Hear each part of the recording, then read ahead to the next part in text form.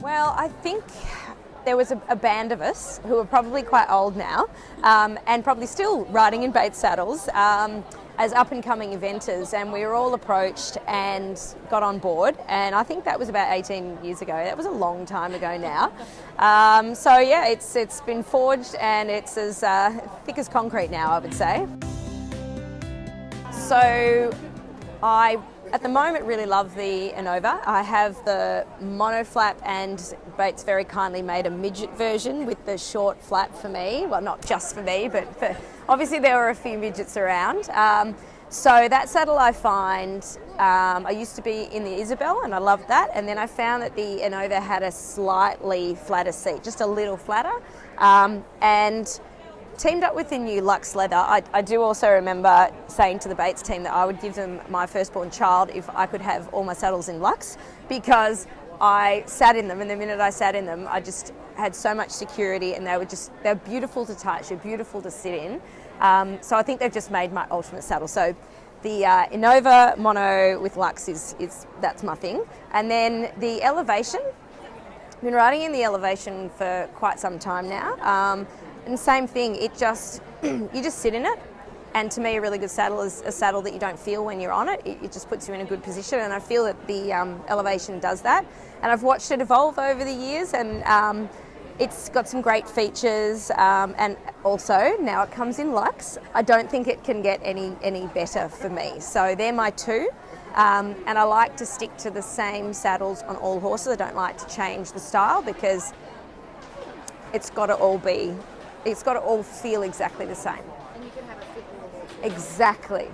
And then I don't get in something and have a bigger knee roll or a flatter seat or a deeper seat. It's just, it fits me. I like to stick to it, and then we can fit them all to the horses. So we've gone from Team Chestnut to Team Brown, and I have Cavalli Diesel, who we've had for about 18 months now. And he's my current 3-star ride, and he's amazing. I love him to bits. He's brave, he's beautiful, he's got a great personality, and he's just probably my ultimate horse, actually. And now I then hunted down one by the same sire as Diesel, and this is Louis. Louis hasn't been out competing very much yet, because it's basically been raining so much in Victoria that he's probably the best trained horse that hasn't actually been to an event yet. But he's really lovely and shares the same willing attitude and beautiful looks and international quality tail as Diesel. And then the newest horse we have, who is also brown, but we like to think she's black, is Cocoa Popping Candy, or Zara. Yeah.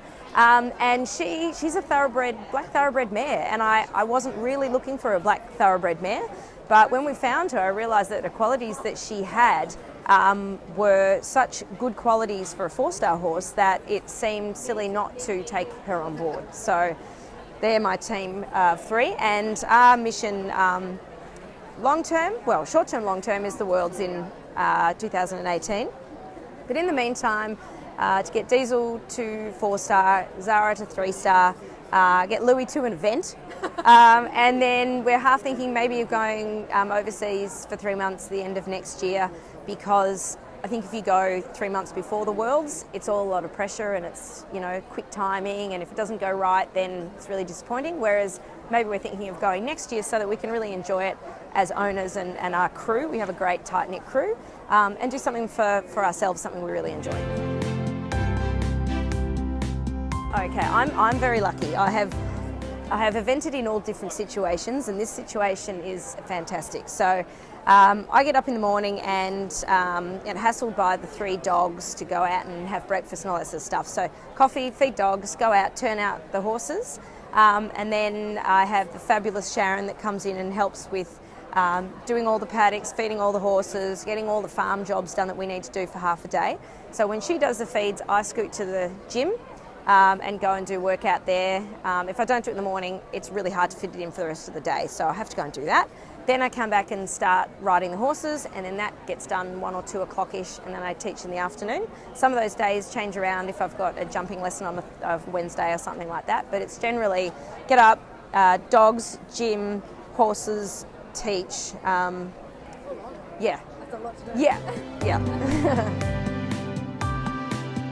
Well, I think you have to understand horses and riders together. You're kind of made of the same stuff. So you're both made of, bones, muscles, and you need to be fit to do the job. And I thoroughly believe, having seen many eventers have to work as hard as they do, event horses, that unless you as a rider understand what it feels like to not be fit enough, to be a little dehydrated, to mentally not quite be up to the job, it's really difficult to then say, yeah, horse, off you go, let's go and do this event, without understanding what they have to go through. So I also have a couple of injuries that I've had over the years, and I know that if I don't keep on top of them with therapy and strengthening, that they're going to really catch me later on. They're already catching me a bit now. So not only is it my mental time out, but it's also a way of kicking those endorphins in, keeping me doing the job I'm doing for as long as possible. I really enjoy it.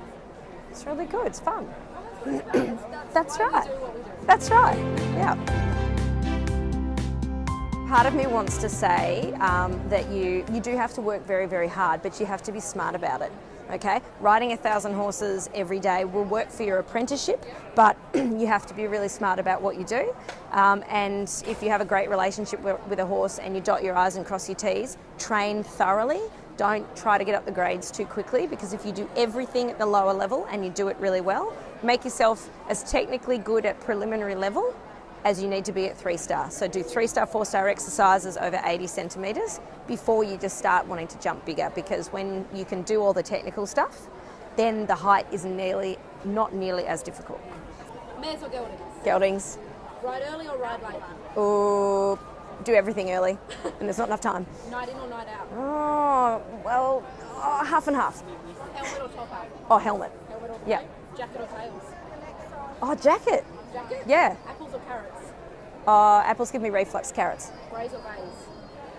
Oh, can I say brown? Yeah, well, you're gingers or browns? Oh no, browns. Yep. Beach or bush? Beach. Beach? Yep. Olympics or WEG? Olympics, because it's more of a country thing. Okay. Yep. And dressage, show jumping or cross country? A little bit of everything in moderation is good. Oh, thank you so much, Amanda. We had a great time chatting with you. I'll let you get back to all these sightings. Great. Thanks, Erin.